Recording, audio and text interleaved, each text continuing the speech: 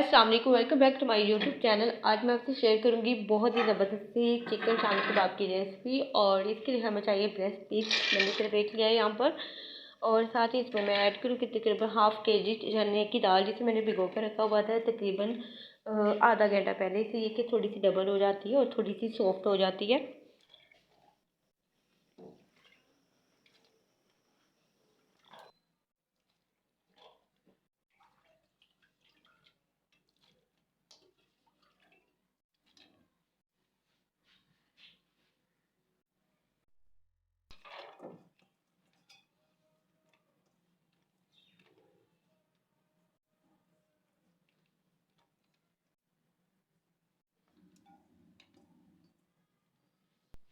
साथ ही इसमें हम ऐड करेंगे एक लार्ज साइज़ का प्याज मैंने लिया था और बिल्कुल छोटा छोटा सा काट लिया था। और 4 से 5 यहाँ पे मैंने सब्ज़ मिर्चें ली थी, बिल्कुल बारीक सा काट लिया था।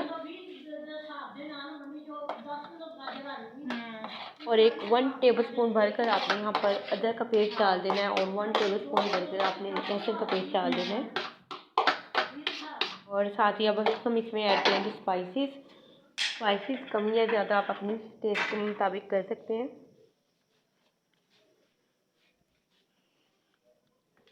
2 टेबलस्पून भर के मैंने इसमें ऐड की है रेड चिली पाउडर।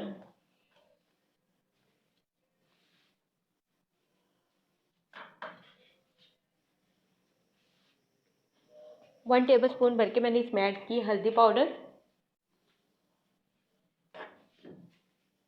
और 1 टेबलस्पून भर के मैंने इसमें ऐड किया है नमक।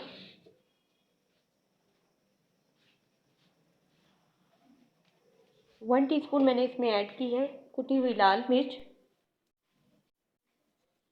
और यहाँ पर 1 टेबलस्पून भर के मैंने ऐड किया है, इसमें था खुश्क धनिया और थोड़ा सा गरम मसाला, तो मैंने साथ में पीस लिया था। और ये तकरीबन 1 टेबलस्पून भर के इसमें ऐड किए।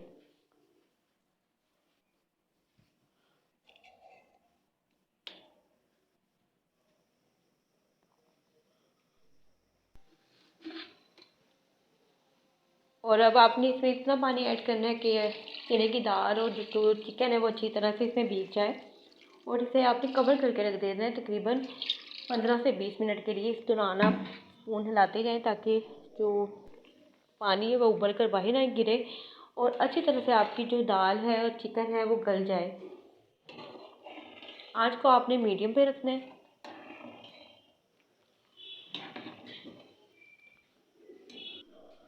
और यहाँ पर दाल को पकते हुए तकरीबन 20 से 25 मिनट हो गए हैं।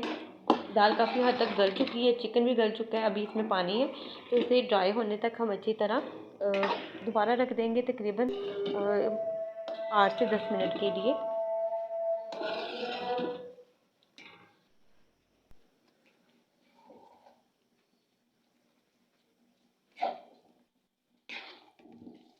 और यहाँ पर तकरीबन 10 से 12 मिनट के बाद मैंने दोबारा देखा है तो चिकन काफ़ी हद तक हमारा ड्राई हो चुका है। मज़ीद इसे थोड़ा सा ड्राई कर लेते हैं ताकि ये अच्छी तरह से ड्राई हो जाए। इस दौरान मैंने इसे मैश करती जा रही थी। आप किसी मैशर के साथ इसे कर सकते हैं, स्पून की मदद से भी आप इसे मैश कर सकते हैं ताकि जो चिकन के यहाँ पर रेशे हैं और दाल जो है वो अच्छी तरह से मिक्स हो जाए।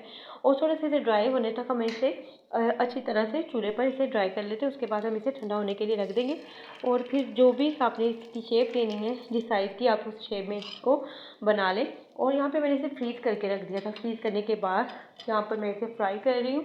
फ्राई करने के लिए आप एक अंडा लें, उसे अच्छी तरह से फेंट लें और जो भी आपने फ्रीज़ की हुई यहाँ पर शामी है उसे डिप करें और तवे के ऊपर थोड़ा सा ऑयल ऐड करें। और एक साइड थोड़ा सी रेड होने पर आप दूसरी साइड इसकी चेंज कर लें। और आप इसे रमज़ान से पहले आप इसे बना कर रख सकते हैं। और ताकि आप जल्दी से इसे फ्राई करें और झटपट से आपकी जो एक इफ्तारी है वो रेडी हो जाएगी, एक आइटम आपका रेडी हो जाता है। तो यहाँ पर इसको शामी को मैं फ्राई कर रही थी। फ्राई इसको आपने बिल्कुल मीडियम आंच पे करना है ताकि इसकी दोनों साइड जो है वो अच्छी तरह से फ्राई हो जाए और एक अच्छा सा इस पर कलर आ जाए। और आपने बिल्कुल भी तेज़ आंच पर इसे फ्राई नहीं करना। इससे ये होगा कि फ्रीज़ की हुई जो शामी होती है वो अंदर से बिल्कुल उसमें अभी बर्फ़ लगी होती है और ऊपर से फ्राई हो जाती है। तो मीडियम आंच पर आपने इसको फ्राई करना है।